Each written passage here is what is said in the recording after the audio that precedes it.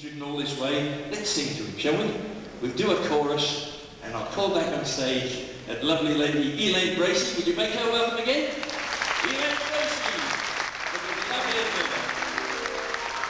And we thought we might do My Old Man Said Follow the Band. Do you know the words? It's therapeutic. Are you ready? Yeah. Thank you. My old man said follow the band, and don't dare get the other way. Now when the band will be up.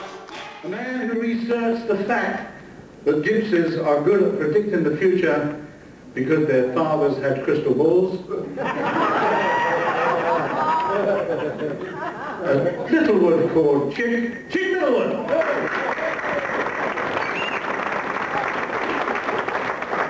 Oh dear, follow that.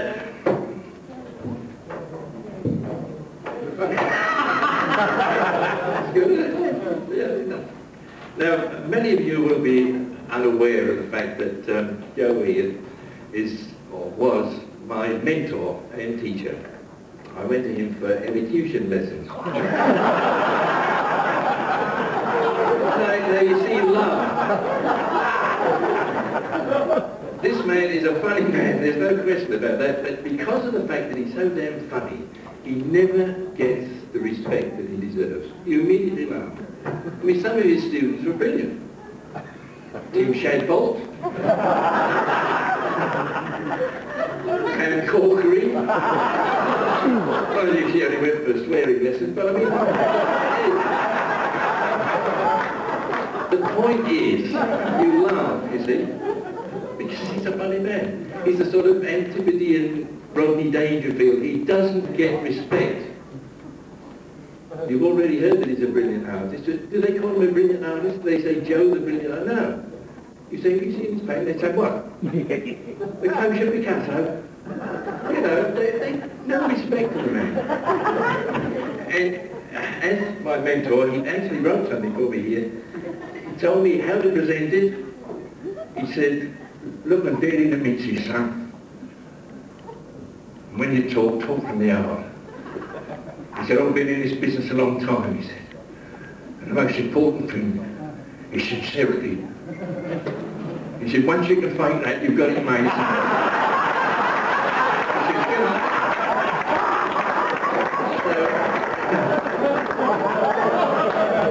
With your kind indulgence, I can offer a little item that Joe wrote for me. Thank you. You tell me how to present it. It's so moving, huh? Hello, Lord Flowers! I am proud. No. Humble. I am humbled to be in your presence this evening. On this, what? You don't smell auspicious with an H.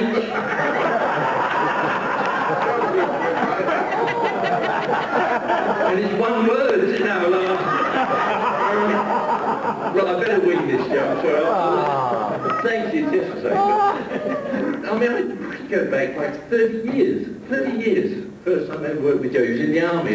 He got no respect in the army. They made him a sergeant major in the army. It was unbelievable. I went to the camp, they used to do the mistletoe show. Remember that? They used to put on a show for old people. They used to come in and sit down, and we used to put on a show. And Joe was a compere.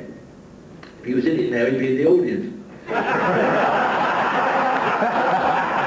didn't know him. I just drove there. There's a guy at the door. No respect. No respect. I said, Joe Dewey? He said, oh, yeah. The kosher colonel, yeah. He said, you flying down the soldier major's mess there. So I said, oh, yeah. I said, is it far? He said, no, about 5 minutes. Quicker if you crawl, he said. I don't know what he meant by that, but he had no respect, and it's such a shame. And I wanted to go back into his past and find out what made him the man he is today.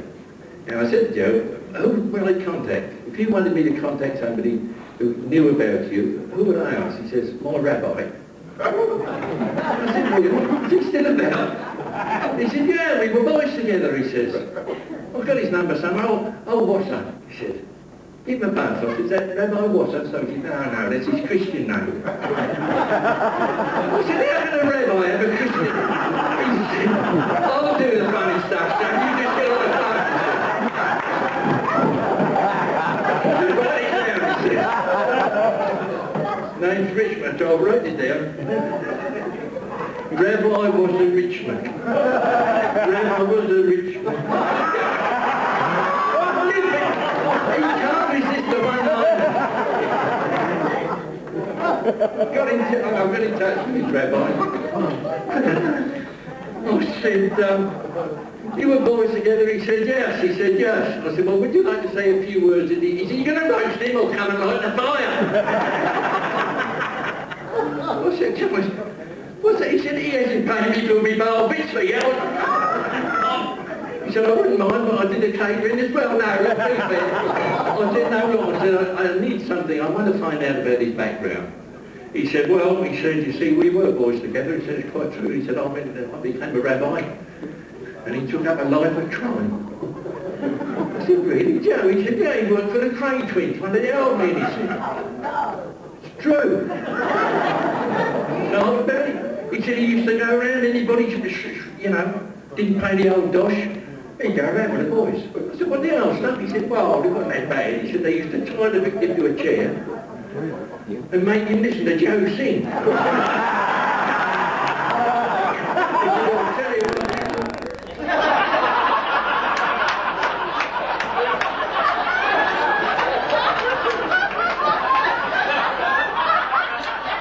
Thank you and good night.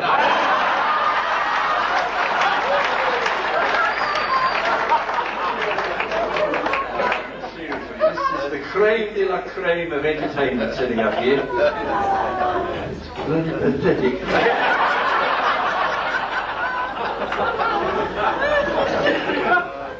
Now, John Zealand. Trevor Hudson. Not even his real name was Trevor. Shut. How can you, John? How can you? It's, you know, there was only. I've always said that he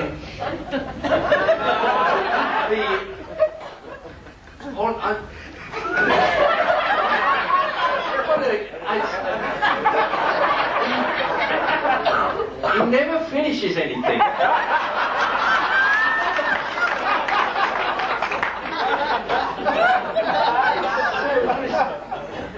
I've heard him talk so many times. He's told me about new ideas that he's got, some little gimmick that he's going to build to improve his act, and the ideas have been fantastic, brilliant. And I thought, this man is a genius, and we all know that he has the power, the brains, the talent to follow through, but he never does. It's frustrating.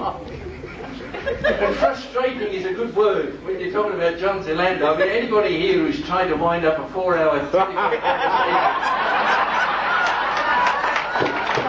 when your ear is shrilling up on your ear, will understand what I mean by frustration. Mind you, that was before they started charging you for his cell phone. He certainly cleaned up his act in that area, I'll tell you that. But frustrating, and the many facets of his imagination, of his talent. He's a brilliant man, but he's frustrated because there's so many talents there. You know, he's a frustrated singer, he's a frustrated comedian, he's a frustrated actor, a frustrated sculptor, cartoonist, writer, cinematographer. Honestly, absolutely incredible, but frustrating. He never finishes. I'll tell you, it's always been frustrating, but like, I go back not as far as 1955, like the Te-Awa, I can't say it, but Te-Awa Mutu Mafia nearly in there. Or the Welsh Bard. 1950, I can't imagine knowing him for that length of time. I'm going back about 33 years, I guess, and I'd never heard of him. I was new on the scene, and I had a job as a compere, and I had to introduce him. I knew he was coming up, so I thought I'd better find out. I phoned him up, and fortunately, his wife answered. Otherwise, we'd have still been talking. We both missed the gig, you know. Anyway, I said, I'd like to. He said he's not home at the moment. So I said, oh. Good. I said, when will he be back? She said, well, hard to tell, really, you know. So I said, does he got another gig somewhere? So she said, no, he's pigeon hunting. And I'm new to New Zealand. I thought, well, maybe they eat pigeons. I said, you eat pigeons? She said, no, he paints them white and they look like doves. I want to give the impression that he's mean. You go out with John for a meal, he's always the first one to ask for the bill. Because you've got to remember he's a ventriloquist. Anyway,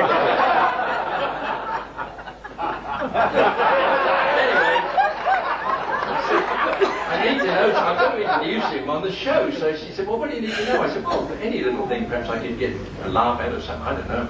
So she said, well, what, like? I said, well, like, what, is John know his real name? Because it's possible, you know. She said, well, I'm not too sure.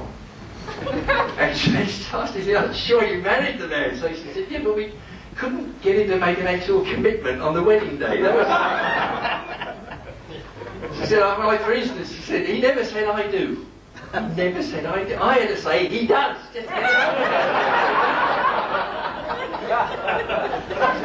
He must have said something, didn't he? Say, with all my worldly goods I thee dare. She said, oh no, he wouldn't part with his feet up.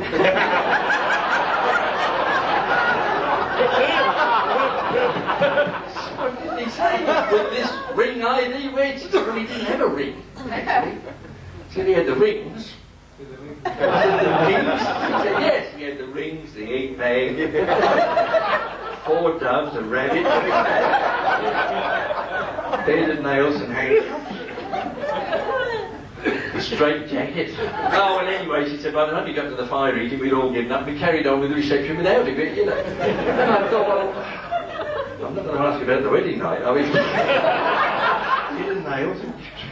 And he never finishes anything. You know what I mean? You know, and him being frustrated, he should be his wife. Anyway, I wanted to know something about it. She said, well, I'll get him to write something down. I said, that would be perfect. Just a brief introduction. I've still got that introduction.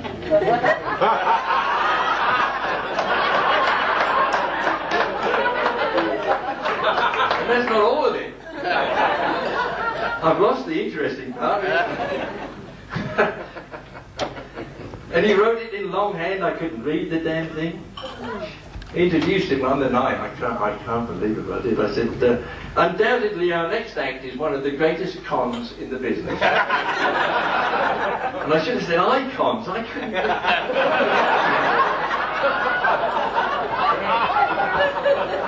There's a bit about him doing it too. This is incredible. When he was 17, he did a 2-hour one-man show.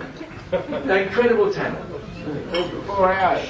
The fact that they only asked him for 20 minutes is but I mean, this man, absolutely incredible. And I thought to myself, well, I don't know, we're all putting him down here, we're saying what a, you know, dead loss he is. And I thought, well, let's find out why. It's quite interesting, actually, because they've all been bismayed as you went along. Monique told you that he was a liberal, and this is quite true. So I thought, well, we'll get an outsider's opinion, somebody who's never met him. And we'll see what they say about liberals. It's quite incredible. So I didn't write this, so I didn't have to tear it up. So this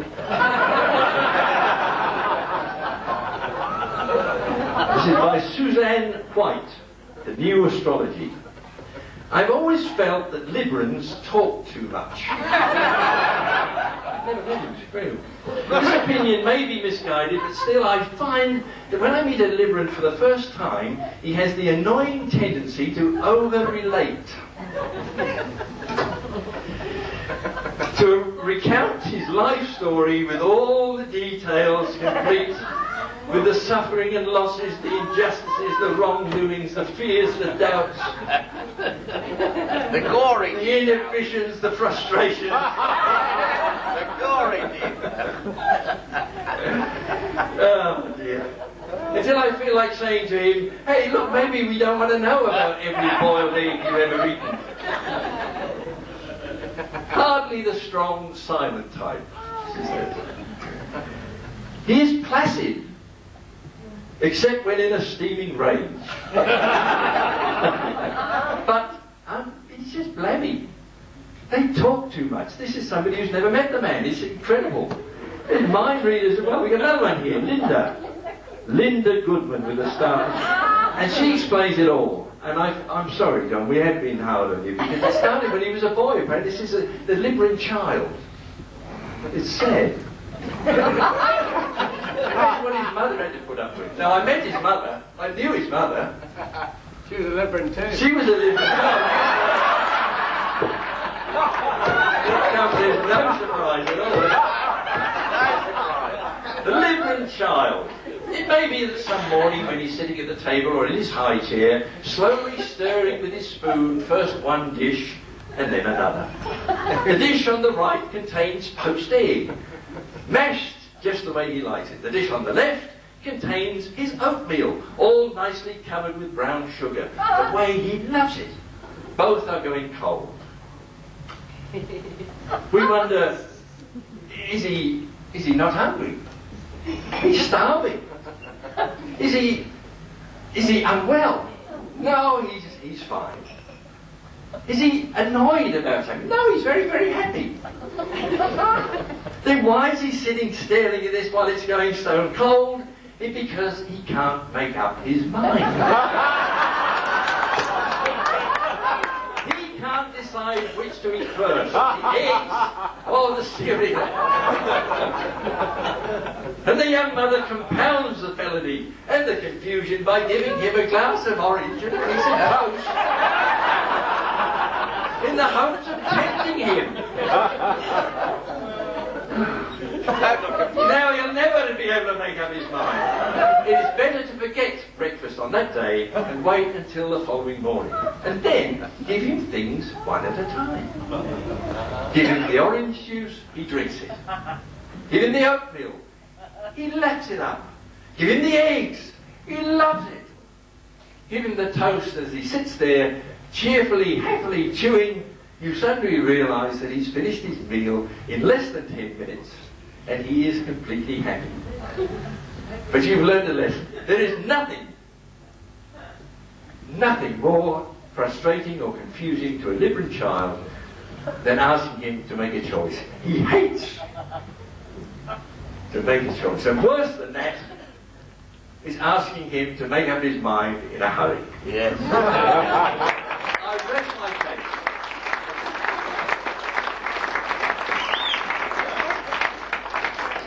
We need a pianist here. Is he still here? Alan is here. Alan is always here.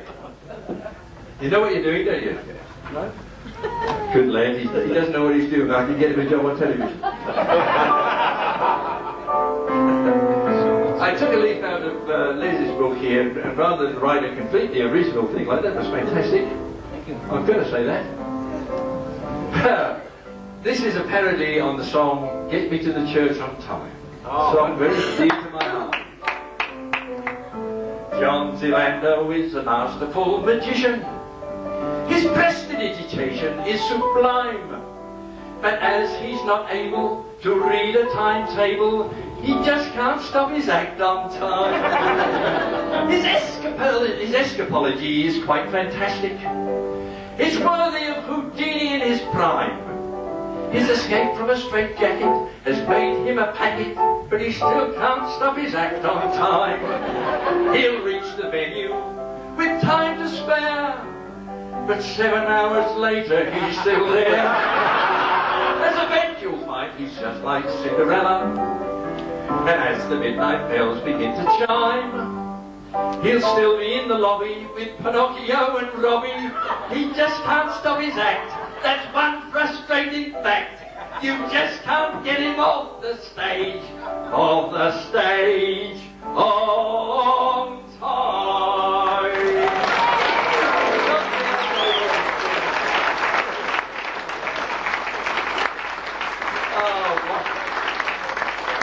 One little true story before I go.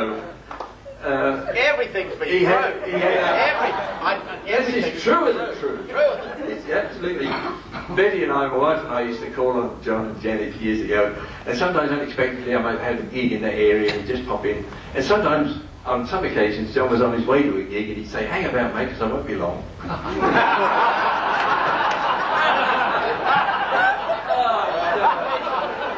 made myself And I remember the first occasion very clearly. He left, and as soon as he'd gone, Janet went round and put all the clocks right. Did you know that? She used to put the clocks on just to get you out of the bloody house. But John, I'll tell you this. It's been worth the frustration over the 30-odd years. You're a gentleman. Good on you, darling.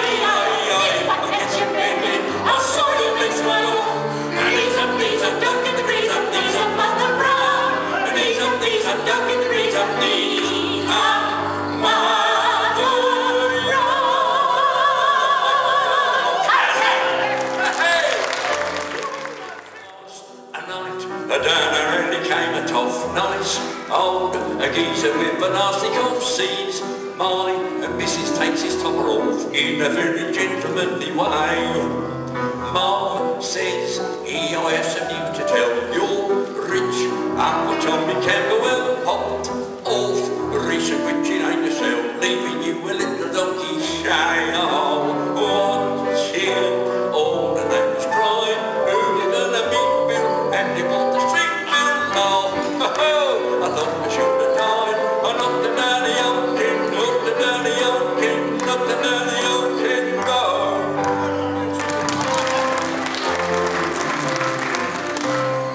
Where did you get that hat? Where did you get that tie? Isn't it a lovely one or just a proper style?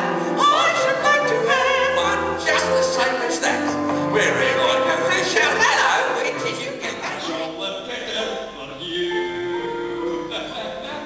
I should tell you, you know, I've been asked to come here to speak. I've been deputed. I've been deputed. Not only deputed, but asked to come here and speak on behalf of the working classes. You don't realise that I represent the representative of the working. But you know, I've been promoted. Heck, a lovely lady named Ruth Richardson. Do you know her? Do you know Ruth? She promoted me. I said, I'm going to talk on behalf of the working classes. She said, you're not working class. I said, I'm not. She says, oh, no. You're in the upper third. All these years I thought I was working class, but I've got a lot of money. She says, one thing I promise you, she says, we'll do away with the surtax. I says, listen, I says, there's nothing wrong with the surtax. You're doing it the wrong way. She says, how's that? I says, well, you listen now, a surtax. There's plenty of people like, there's Sir Michael Fig. And Sir Muldoon's. And Sir Robert Muldoon. They're all Sir.